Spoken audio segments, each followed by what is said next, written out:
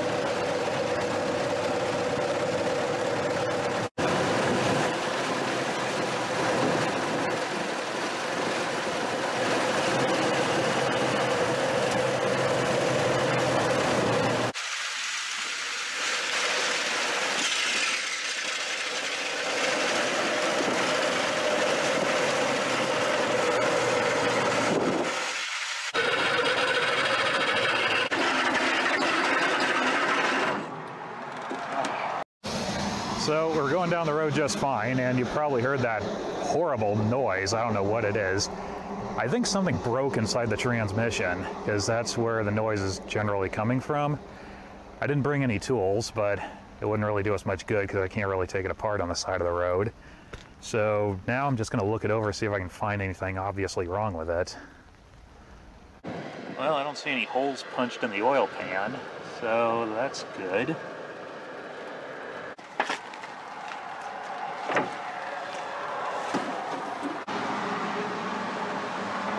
Well, I don't see anything out of place. It sounded like a piece of hardware fell off, like, I don't know, a nut or a bolt or a ring gear or something like that, I don't know.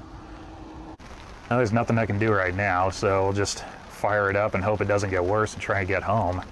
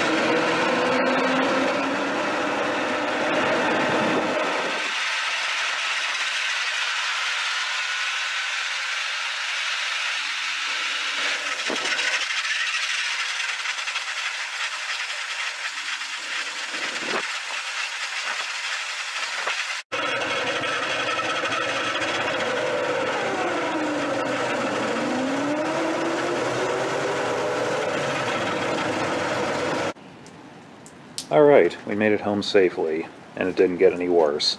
So now we'll see if we can figure out what's going on here.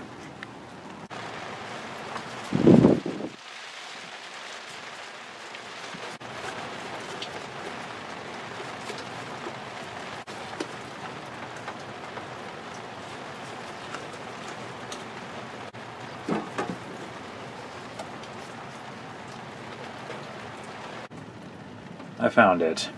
Just like I guessed, the ring gear came off the flywheel, which you can't really see from here, but yeah, it's definitely loose in there. Well, there's nothing I can do about it now. I'll just have to park this somewhere and wait till I can get around to it. But as for driving in the rain, it's surprisingly not as bad as most would think. Now, for example, the windshield is straight up and down, so the rain doesn't really fall on it, and when it does, it falls off very quickly. The top sticks out in front of the windshield, so it blocks like the upper third of it. The top is also wider than the body, so it deflects a lot of the water out. Even if you don't have side curtains, it's still pretty dry in here. The only thing I really notice is this part of my arm will get water on it, and that's about it. Now, the tires don't really have much rubber on the road, and obviously on wet pavement they don't grip as well. But on the other hand, this truck doesn't really weigh anything. I mean, I never weighed it, but if I had to guess, it's probably around 3/4 of a ton at the very most, which is about what the average Model T weighs, somewhere between 1/2 ton and 3/4 of a ton. So it's still really easy to control. It still has enough grip on the road to handle it.